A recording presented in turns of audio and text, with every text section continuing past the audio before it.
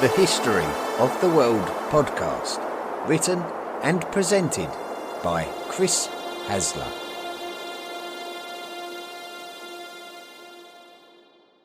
Study and play come together on a Windows 11 PC. And for a limited time, college students get the best of both worlds. Get the Unreal College Deal. Everything you need to study and play with select Windows 11 PCs. Eligible students get a year of Microsoft 365 Premium and a year of Xbox Game Pass Ultimate with a custom color Xbox wireless controller. Learn more at windows.com/student offer. While supplies last. Ends June 30th. Terms at aka.ms/collegepc. Volume 4, The Medieval World. Episode 64, Silla and Goryeo.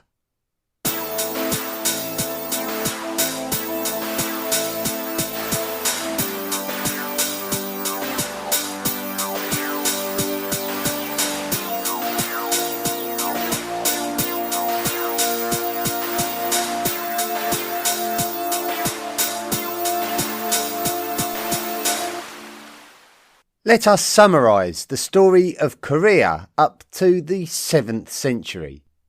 The Korean peninsula didn't actually form until after modern humans migrated to the area. As sea levels rose, the Japanese islands were separated from the Asian mainland, and the Yellow Sea formed, which caused a peninsula of land to become isolated from the mainland, apart from a 100-mile stretch of land at its north, which allowed migrations in and out of the peninsula. The first societies of the peninsula embraced pottery, agriculture and aquaculture.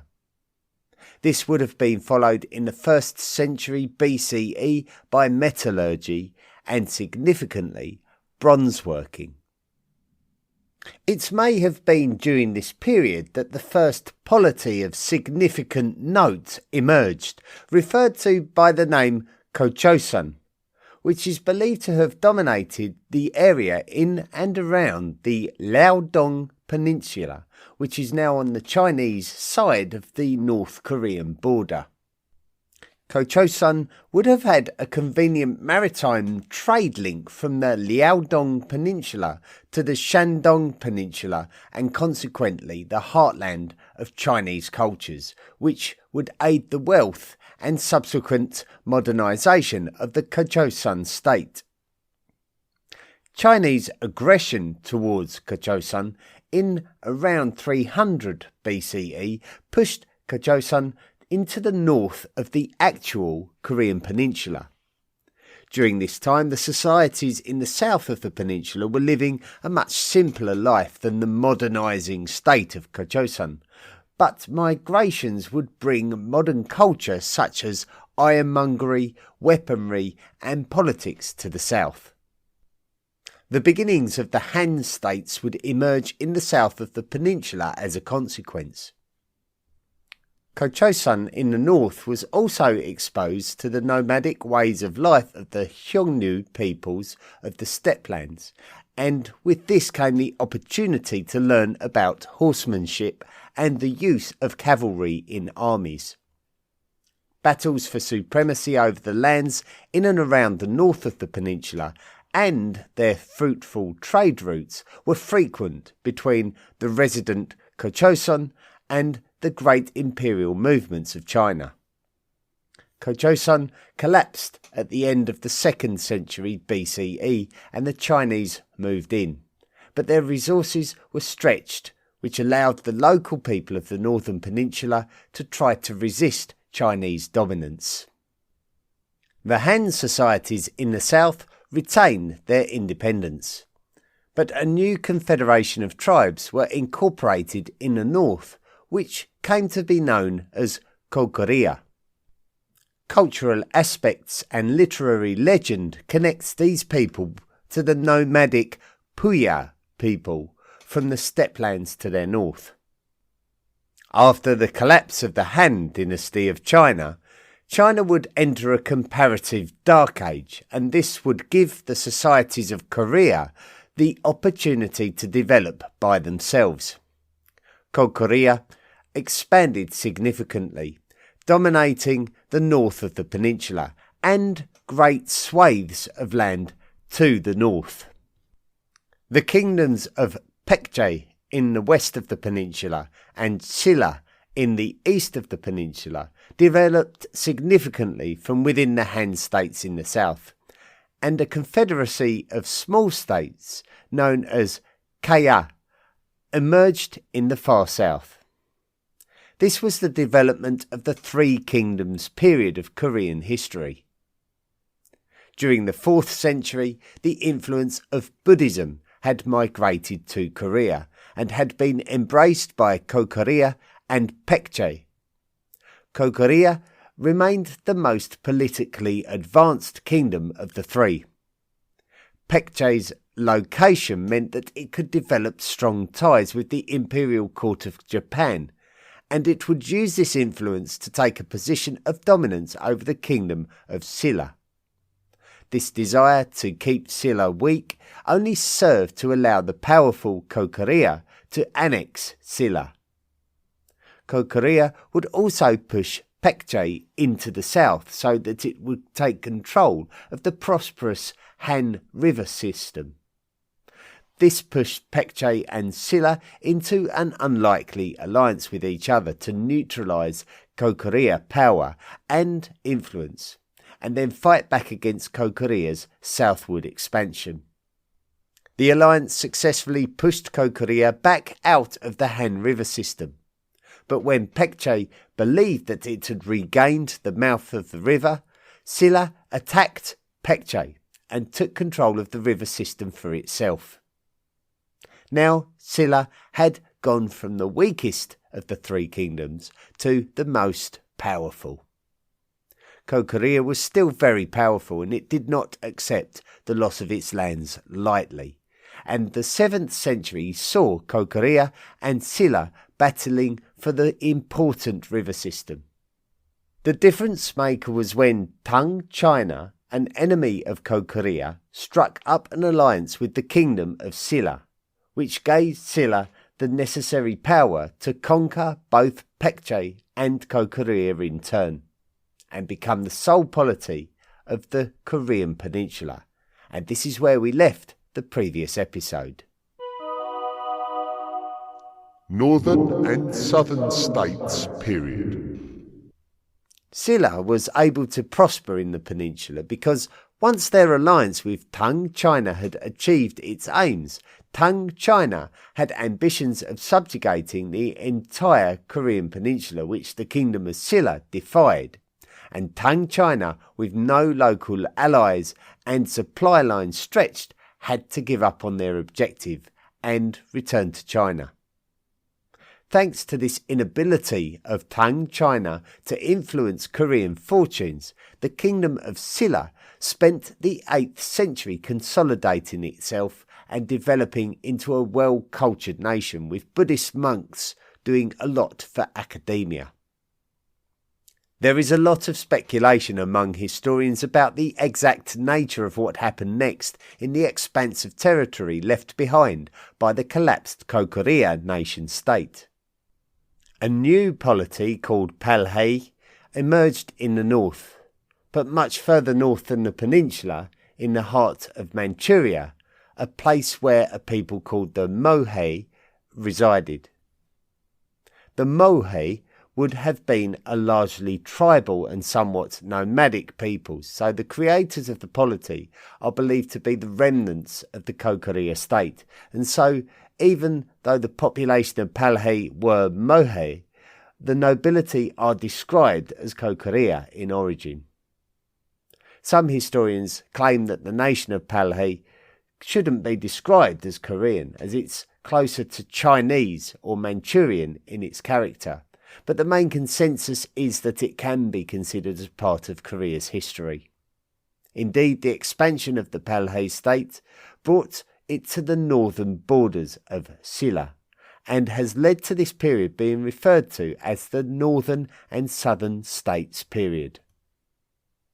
During the last episode, we described the basis of the bone rank system, which effectively dictated who was eligible to rule and who was not.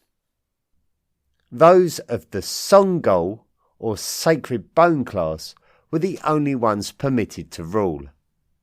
With Silla standing by this principle, it created friction between the rulers and the nobility, who were not legally permitted to rule and as such were prevented from taking power when their king may have been inept. And this situation seemed to weaken the kingdom from within. The friction turned into open rebellion against the ruling class, and this would initially reawaken the energy of the descendants of the subjugated Pekje, who linked up with some of the Silla Jingol, who were the true bone class of the bone rank system, which meant that they were not able to rule. However, the situation had become so grim in Silla, with corruption in the royal court and famine in the countryside, that something needed to be done. Therefore, a breakaway kingdom formed in the area of the former kingdom of Pekje, which is called Hubekje, which translates as later Pekje. That wasn't all, as a very similar thing happened with descendants of the kingdom of Goryeo, who also linked up with disgruntled Silla nobles and formed a breakaway kingdom in the traditional northern peninsula lands occupied by the Goryeo. Initially, the breakaway state was called Goryeo, but its final name was Taebong, and historians often retrospectively refer to it as such. With the re-emergence of states based on the former states of Pekje and Goryeo alongside Silla, historians refer to this as the later Three Kingdoms period. With Silla now a kingdom in trouble, much warfare was seen during this period. In the year 918, a man called Wang Gong became the ruler of Taebong. He changed the name of the kingdom to Goryeo, and taking advantage of the decayed kingdom of Silla, he was able to reunify the three kingdoms again, but this time it would be as Goryeo, and the prominent Silla nobles were invited to take important political positions in Goryeo. Wang Gong would become the first ruler of the unified state of Goryeo, and he would introduce examinations for those wanting to enter civil service, which was something that the Chinese had been doing since the existence of the Han dynasty of China many centuries before, and something we discussed in Volume 3. The steppe lands far away to the north were now occupied by the Khitan peoples, who were comparatively nomadic and believed to have been, in part, descended from the Xianbei. The Khitan people attacked the state of Balhae, and this led to Balhae's collapse, and there would be a flow of people southwards into Goryeo. The refugees were welcomed by Goryeo. Goryeo. Goryeo is a word that we Romanise Goryeo, but of course it is the word that has evolved to our English word for Korea. The name of Goryeo for the ancient kingdom would suggest that this is a retrospective name, using the name Goryeo as the basis of the name, in the same way that Gochosun means ancient Chosun. But sources say that the country of Goryeo was actually called Goryeo, and the name was subsequently shortened to Goryeo. The original re-emergence of this state of Goryeo was somewhat precarious in its administrative setup. On one hand, the king needed to maintain a central authority over the entire peninsula, but on the other hand, individual and local tribal leaders needed to maintain an element of power to prevent rebellion. Civil service examinations meant that freemen could attain significant positions in national politics that may have previously been reserved for the nobility.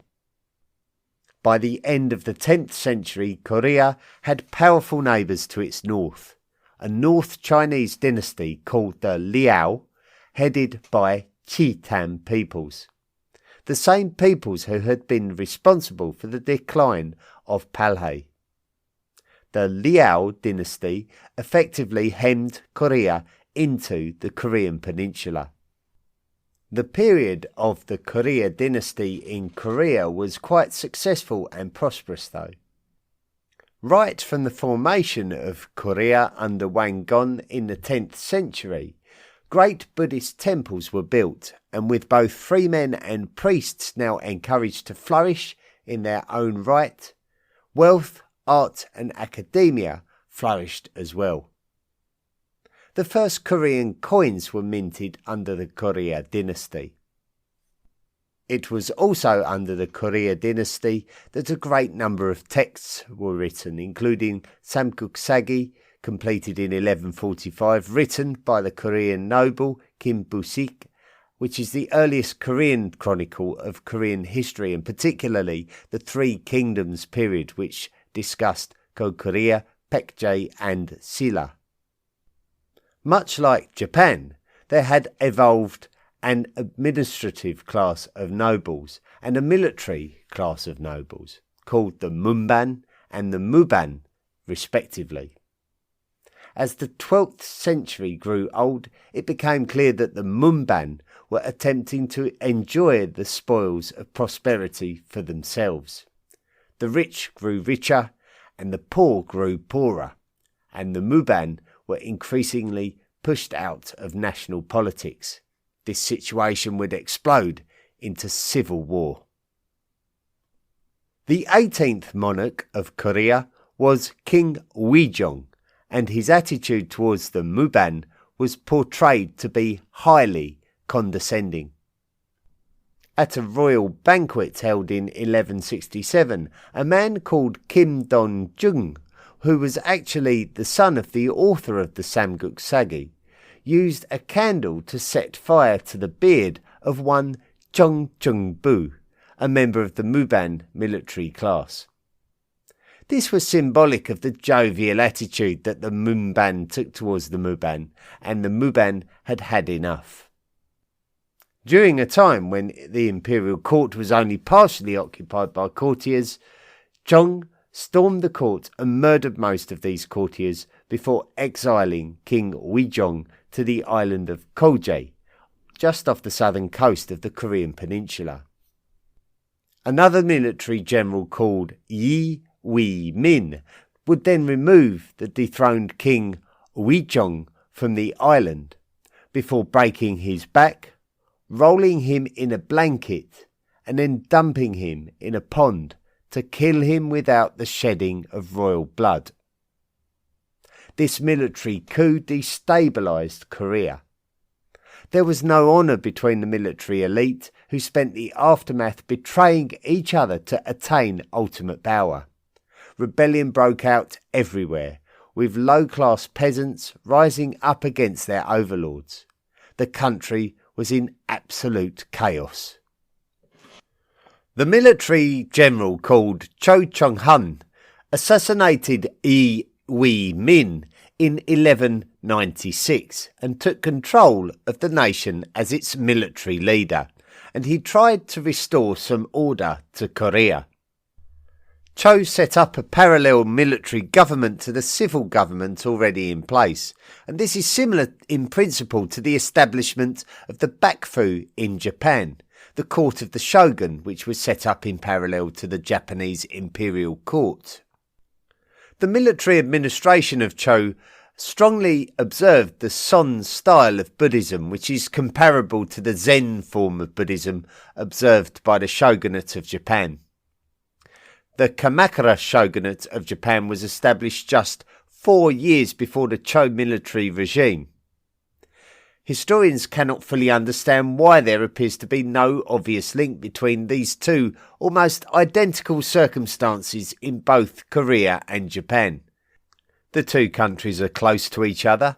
The events were so similar and contemporary to one another. But there is nothing to prove that this wasn't a coincidence. It remains a puzzle for historians. Another similarity between Cho military Korea and Kamakura shogunate Japan was the fact that particular demographics of the population would be alienated by the policies of the current regime.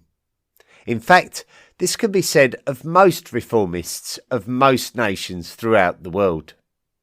As policies change, inevitably somebody loses the privileges that they had, or somebody begins to suffer.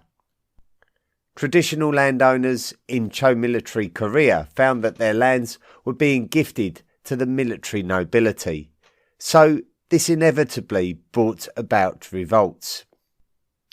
It wasn't peasant revolts which brought the Cho military administration to an end, though. That would be down to something different. The Mongols.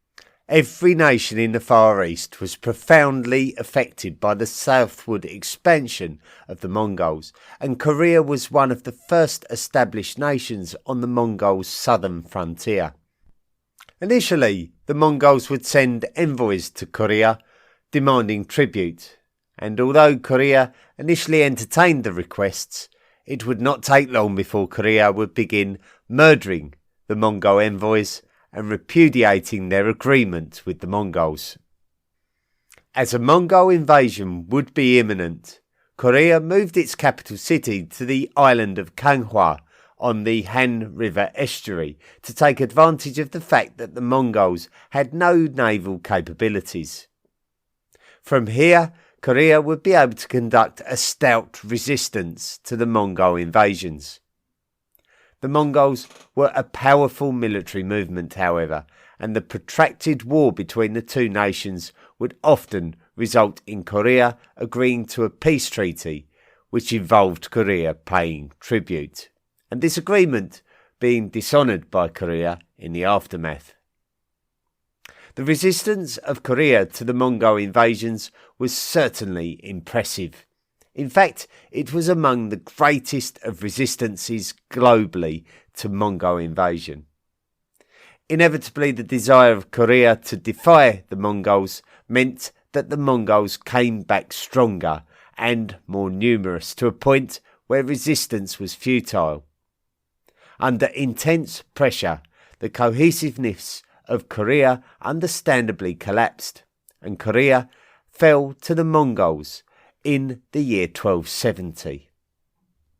All that remained were rebellions organised by military generals who evaded capture, but within 3 years these had largely been snuffed out as well. Historians state that the Mongols hit Korea without mercy, slaughtering every living thing in their path.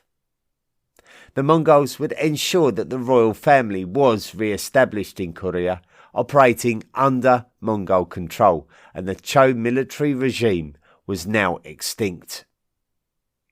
In the time that it took for the Mongols to completely crush Korea, the Mongols had successfully conquered northern China and had expanded westwards all the way to Eastern Europe and southwest to control the lands of Persia. The great percentage of steppe lands were under their control, and they had also expanded southwards to the southern edge of the Tibetan plateau.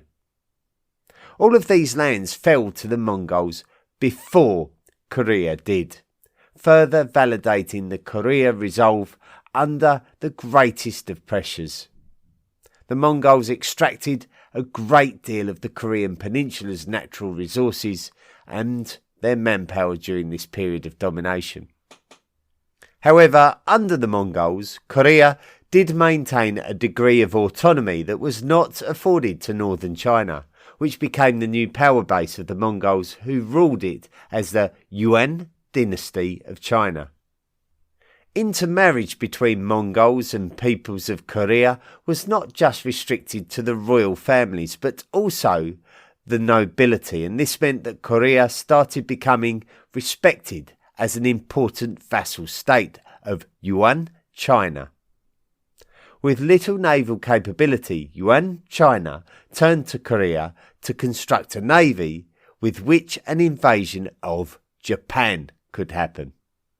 However, as many of you will already know, the kamikaze winds prevented the Mongols from completing this objective. With such a close bond between Yuan, China and Korea came a migration of culture to Korea. Technology and manufacturing techniques enhanced textile production, which was great for supporting the fashion culture coming from China to Korea. Academia and literary arts would prosper as new philosophical ideas migrated to the peninsula too. So there were positive aspects to Korea being inextricably linked to Mongol China. It is important to add that there would have likely been a degree of cultural cleansing when the Mongols enter Korea, as their aggressive conquest is likely to have destroyed much of Korea's cultural heritage, and there would have been a desire to replace traditional texts with more modern pro-Mongol texts. Ultimately, during the 14th century, Mongol dominance of China came under challenge from the new Ming dynasty, and this weakened the Yuan dynasty of the Mongols and undermined the confidence of the people of Korea in the Mongols. The ruling family of Korea was still the House of Wang, which had been established by Wang Gon in the year 918, something we mentioned earlier in the episode. The 31st ruler in the line was King Kongmin, who came to the throne in the year 1351. Kongmin spent his younger years as a hostage in the Yuan dynasty's court, and this was commonplace during the period of Mongol dominance as a means to maintain Korea's loyalty. Kongmin was an intelligent academic, maybe learning much while at the Yuan court as a youngster. He was married to a Mongol princess called Nogug, who was his loyal wife even when Kongmin came to the throne, and shared many people's anti-Mongol sentiments. He immediately began to eradicate anything to do with Mongol culture, showing a very definite political stance. Kongmin's end goal was to free Korea from Mongol influence and stand up against the military nobles of Korea who wanted to regain power for themselves. His work was undermined by the marauding Red Turbans, a Mongolic movement who believed that Mongolic lands should be under Mongolic rule and not under the rule of fundamentally Chinese people, who we often refer to ethnically as Han people. The Red Turbans saw Korea as somewhere worth invading, as well as they did Yuan China. So Kongmin was distracted from his goals by the Red Turbans, but he was successful in repelling them.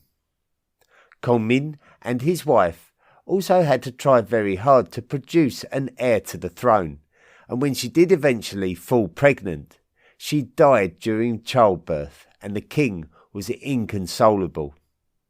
His passion for anything on a political scale disappeared, and he devoted all of his time pining for his wife via Buddhist rituals. One of the military generals who was praised for resisting the Red Turban invasion of Korea was a man called Yi Song-gye.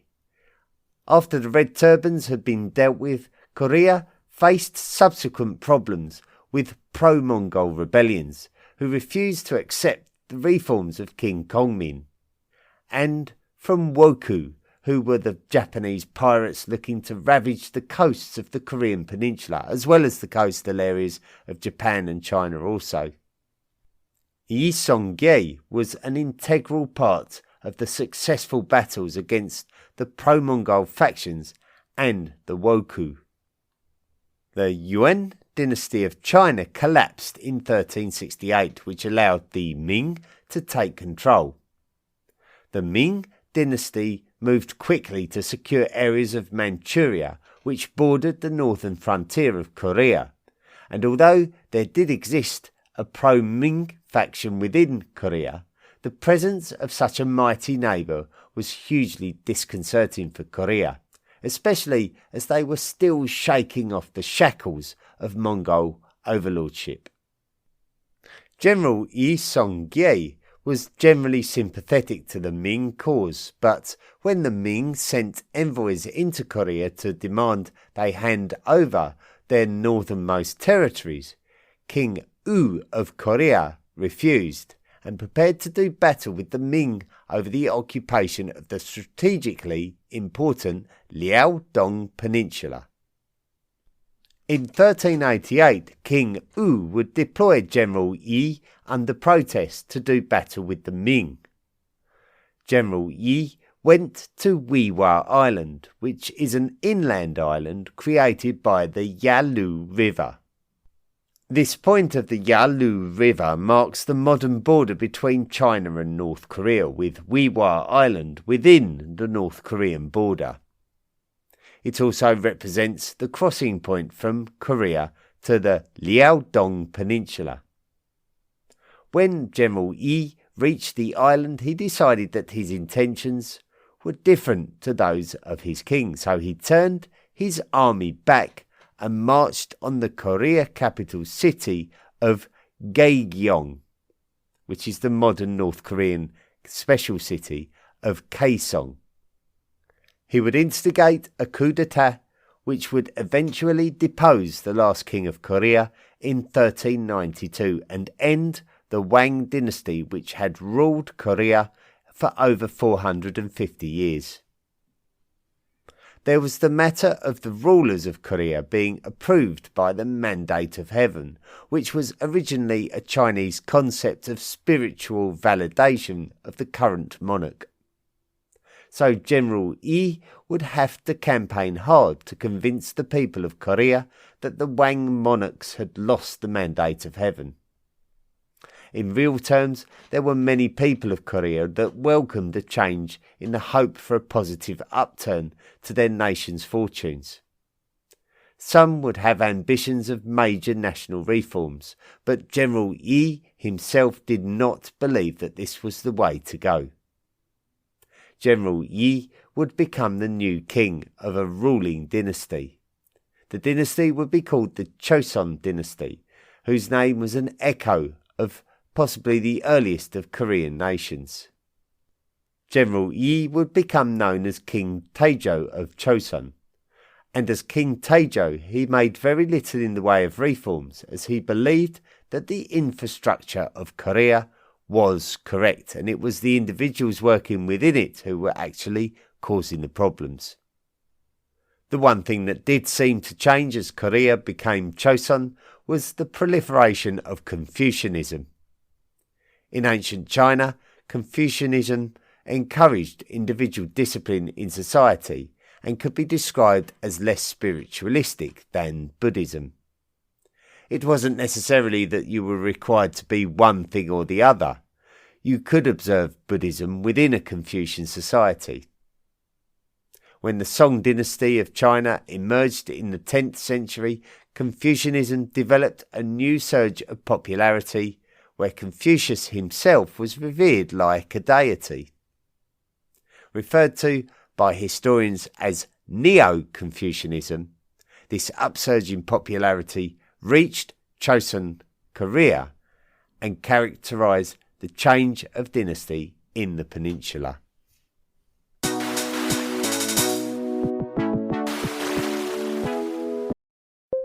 When you need to build up your team to handle the growing chaos at work, use Indeed Sponsored Jobs. It gives your job post the boost it needs to be seen and helps reach people with the right skills, certifications, and more. Spend less time searching and more time actually interviewing candidates who check all your boxes. Listeners of this show will get a $75 sponsored job credit at Indeed.com/podcast. That's Indeed.com/podcast. Terms and conditions apply. Need a hiring hero? This is a job for Indeed Sponsored Jobs. Experience a membership that backs what you're building with American Express Business Platinum. Get 2 times membership rewards points per dollar on eligible purchases in key business categories, as well as on each eligible purchase of $5,000 or more, on up to $2 million in eligible purchases per calendar year. American Express Business Platinum. There's nothing like it. Terms apply. Learn more at americanexpress.com/business-platinum. Thank you very much for listening to this week's episode of the History of the World podcast on the medieval period of Korea. And we did slightly change things from the original plan, and I may go into more detail on that on the exclusive episode on Spotify.